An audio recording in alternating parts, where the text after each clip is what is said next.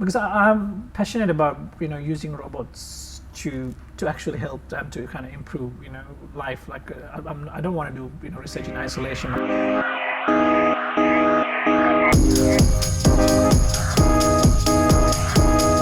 Hi everyone, I'm Ravilekam Wasam and I'm here with Associate Professor Damith Herath from the University of Canberra. Welcome to Mug of Science, part of Pint of Science Australia 2021. So, hi Damith. Hi Ravi, how are you? I'm good. So, what have you got in your mug? I got a nice chai latte here. Nice chai latte. So do you not do coffee or? I do coffee. I mean, it's just that recently somebody introduced me to this chai latte. Yeah. And since then I've been actually hooked onto chai lattes. Onto chai lattes. I've been on a binge. Yeah. So do you want to tell us a bit about what you do? So a lot of my work revolves around robots and humans. Mm-hmm. Understanding both of them is part of my research focus, I should say. So I look at how we can bring robots to human spaces, so not just in factory settings, but also to to general households and other kinds of places where we don't have robots at the moment. Okay, so the robots might be doing things around the house, or what kind of tasks have you been looking at? I mean, we still have a bit of way to go to actually have robots working in houses in a really some of the dreaded chores like cleaning the house or cleaning up the bedroom kind of scenarios. But we are getting there. So I mean, immediate possibilities would be still in kind of industry settings, but in settings where you need human intelligence and dexterity combined with the automation of robots. So that's kind of the space that I'm looking at more intently at the moment. Yeah. Do you have a specific example of a project you've been looking at? We've looked at a number of different projects. So what you see in the backdrop in this the blue robot here, if you can see that one. So we've looked at, for example, collaborative painting. Why? Because painting in itself is a very kind of unique sort of human endeavor. And that has creative elements as well as sort of semi-autonomous that could be learned kind of settings as well. But what it does provide you with a unique opportunity to collaborate. So that understanding that we can use, for example, so one of my PhD students currently looking at cloth recycling, right? So recycling, I mean, we generate so much wastage in clothes and garments in Australia, and a lot of that just goes to dumping grounds. And part of the problem is because it's really hard to sort, different qualities of clothing, because it's a really hard process to automate. Like a human, for us, we can pick up a cloth and very easy to identify, oh, this is soiled or whatever, and the materials and things like that. But for a machine, it's a really hard object to kind of manipulate. Yeah, I can imagine. Yeah, so what we try to understand is like, can we use some of that, human know-how, and then help the human to kind of, do that sorting process much faster by giving a helping hand with the robot. Right? Literally a helping hand. Exactly. So, so my patient is currently literally building a hand. Oh, wow. To lend a hand to sorting. To people. So do you collaborate with psychologists to try and understand what people do, or? Yeah, I do collaborate with psychologists. I collaborate with designers and people who kind of work in the design and that kind of space, so aesthetics and things like that. Definitely, a lot of my current work actually involved at least one psychologist working on that. One way to kind of describe what I do now and how psychology kind of helps with that is the smartphone. Yeah. So I don't know if you're familiar with old phones that had just buttons and. So my first phone was like a button Nokia. All right. That's how old I am. Okay, so you have some experience with that, right? So the initial ones were just buttons, right? That's fairly simple. There's no, people understood what that means. Right? Then came the transitioning to the more smartphone. Like people start putting more interfaces that are a bit more clunkier, more engaged, right? Like that had more facilities obviously, but also really clunky. Like the early Nokia phones were really notorious. I mean, their interfaces were poorly designed. For me to kind of find something, it takes ages, right? Like to do some simple task, I need to go through one menu after one menu, and then Apple came.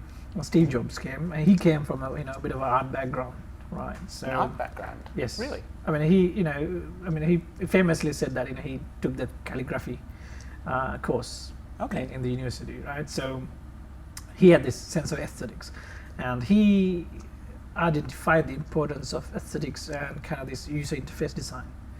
And that's why I think this is one of those popular things about his character, that he would treat his design team as the superstars, and his engineering team as this the thing that just exists, like it's the that thing gets things done, but it's not as important as the design team. So the design anecdotally apparently so when the design team travels, they get limousines to get them picked up, and the best hotel and all that. The engineers had to take the taxi or something like that. So this is in his biography by Walter Isaacson. So that indicates the importance of the interface, because that's what makes it pleasant for a human to interact with that phone, and that's how we end up even a kid now, like 10-month-old child baby could play a YouTube clip without a manual, right? Like, we don't have those thick manuals. So that interface has evolved over the last 20-30 years. Yeah. And all that is actually through psychological experimentation. So there's a whole field of research called human-computer interaction, and it's large part of it's actually based on psychology, understanding human psychology in terms of interface design. So what we're trying to do is to kind of bring those kinds of understandings to robots. What should a robot look like, right? So one of my current research students looking at should a robot have a face, and if that the case, then what kind of a face the robot should have.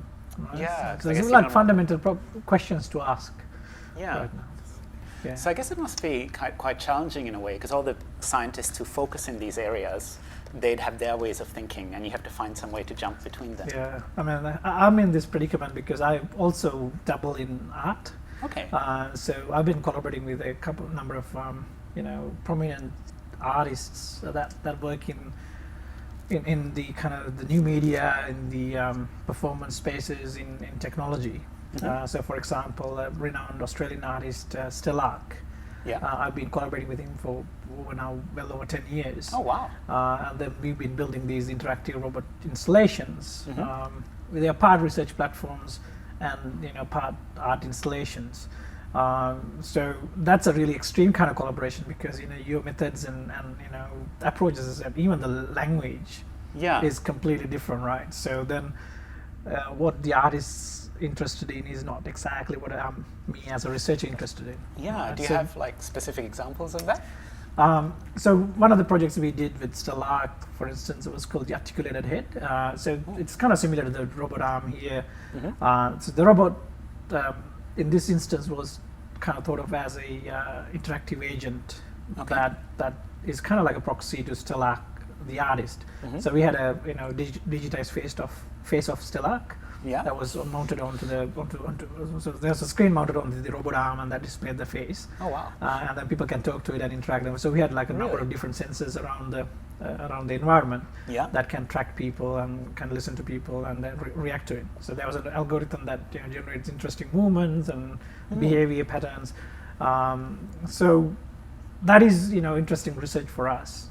And then what's interesting for Stellark is kind of the behavior that emerges from all that interaction. So he's not really keen about understanding the actual algorithms or what that does mean to interact, or even to measure the metrics in a sense, like what is a successful interaction, right? So that was a bit of a tension, because then as researchers we are interested in a specific angle, like if we want to curate the interaction in a way that we can understand, right? So we want to isolate certain parameters that makes the interaction interesting, for example. Yeah. But for the artist, that is all just then that kind of adulterate the experience for the human. It's no longer an installation. Yeah. So these kinds of tensions come when you're actually working with these cross-disciplinary work. Yeah. So that's a more of an extreme kind of example, and how that translates to doing research, and specifically in Australia, becomes a bit problematic, because our institutions are set up in a way, even though you are encouraged to cross-collaborate with interdisciplinary teams, the measures that you are actually measured on are very discipline specific. So, for example, in Australia, we have this field of research codes. There's a 4-digit or 6-digit number, and you have to fit into one of those, right? Yeah. So if you're not publishing that specific, 4-digit code, you're not doing research. So you're no longer valued as a research member in that group. But you're finding new things and you're developing new skills Exactly. while doing this installation. Exactly. Yeah. So if I could share in that context, so I've been involved in academia as well as in business. Okay. So I have my startup that I started in 2011. That specific startup was actually a result of our cross collaboration with artists.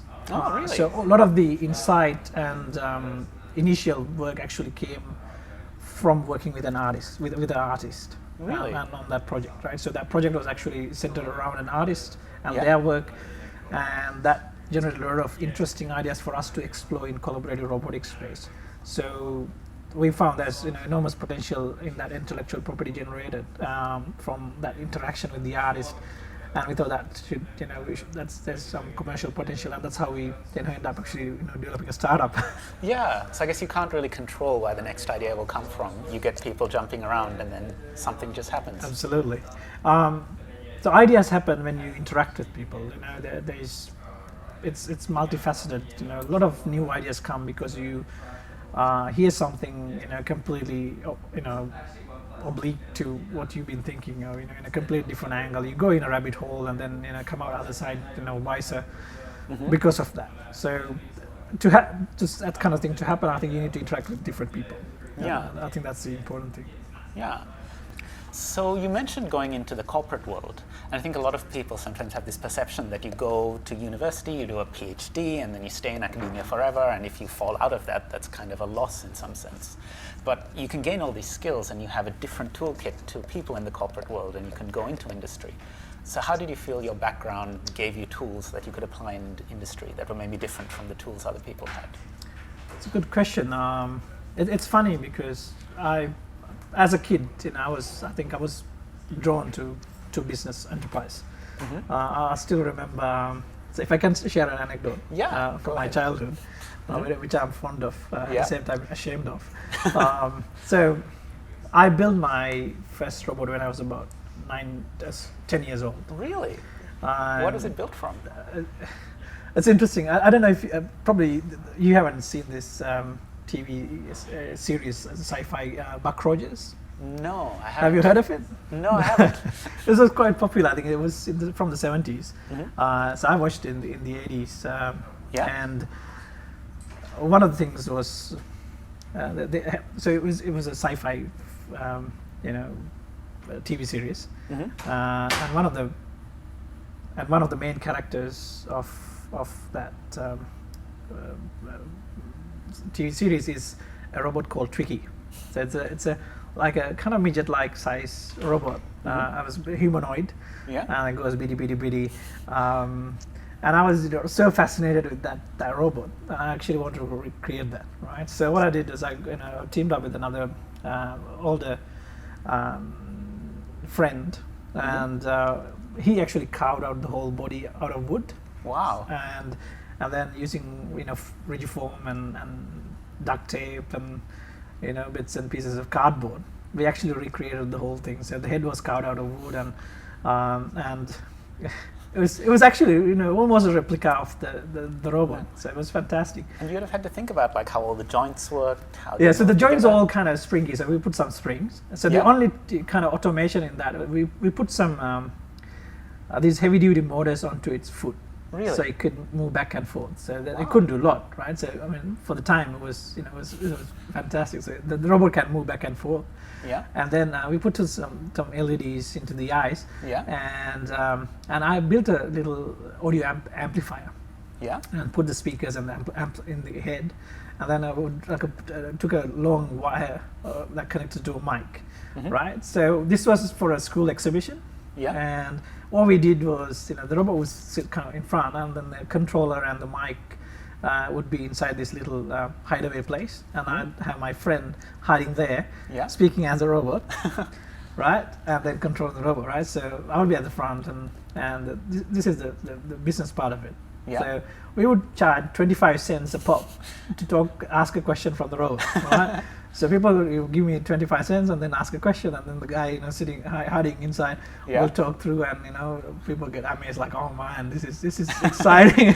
This is cutting technology, and now we made some like a few cents. Yeah. Before one of our teachers found out, we've actually been scamming people money, so had to shut down the whole enterprise. Yeah. So I've always been like interested in business, obviously, and then this kind of presented as an opportunity, and took the chance, obviously. But to answer your question about that, but before that, I was also so my PhD was in more in fundamentals of probabilistic robotics. When I actually met this artist after my PhD, I thought, this is an interesting idea. Like, I'd like to explore that a bit. So I took a complete left turn from where my PhD direction, and entered into this, developing art installations and understanding how, art and humans react in these kind of interactive settings. So I've already taken a bit of a left turn from where I started. My PhD supervisor at the time said, like, this is probably not a good idea, Damith, because once you kind of done a PhD, you excel in that direction. You focus on that space, right? So I've kind of taken a left turn already. Yeah. So when the business opportunity kind of became apparent, I thought, I've already taken one left turn, maybe I'll take another one. So that's a couple of left turns later. I'm back in academia. Yeah. But what it provided me was actually a set of different perspectives around robotics. Because I'm passionate about using robots to actually help and to kind of improve life. Like I don't want to do research in isolation. I find this kind of applied space alluring to me. I mean, some people like the theoretical aspect, but I like the kind of applied domain. So that gave me a lot of insight as to where I can add value and contribute in the industry space. So that's kind of what I brought back to academia, and this lab is basically looking at mostly developing that kind of ideas around applied research. So what do you find most rewarding about the work? Like every day, what are the little things that kind of motivate you? Because I feel like there must be lots of tough times in research. Absolutely. I mean, although politics is really annoying. But what is really fun is, I think, working with students. They're doing really fantastic work, and seeing they're making little progress here and there, and coming up with cool ideas that we can experiment with. That's really something that I look forward to every day. Yeah. And so we kind of conclude with this question. How would you finish this sentence? I'm guessing you have a very broad perspective on this. To me, a scientist is someone who I think explores ideas, explores grand visions, and find opportunities to make them real. And because I'm more an engineer, even though I have a certain science background, but I'm an engineer. So for me, then building and making them realities, I think it's the most fascinating thing, I think, for a scientist, quote unquote engineer, could do. And you can apply a whole range of skills. Like, you don't have to be this big mathematician. You can be arts, you can be design, but that kind of curiosity drives you towards. Yeah, I think fundamentally it's just the excitement and interest. What can I find in that direction? And especially working with different people, they bring enormously different ideas, set of ideas to me. Like working with an artist, like especially like somebody like Stella, he's 30-40 years ahead of us in terms of what his visions are. Like some of the things that we're trying to realize for his latest project, he was thinking 10 years ago now, 12 years ago. Wow. And the same with the startup. Like a lot of the ideas that what became the startup came because of his sort of future casting, what these things could mean. So I found that alluring. So being really open-minded to different sets of ideas, and that's one of the problems that I think scientists a lot of the time, rightly so, because they are really focused narrowly. But then occasionally I think you need to broaden your mind a bit and open your mind, I think. Yeah. And that's really cool that all these different people can come together and collaborate. So thanks so much for being with us, Damith. Thanks, Rui. I appreciate that. And thanks everyone for joining. I'm Robotics, and this is Mug of Science for Pint of Science Australia 2021.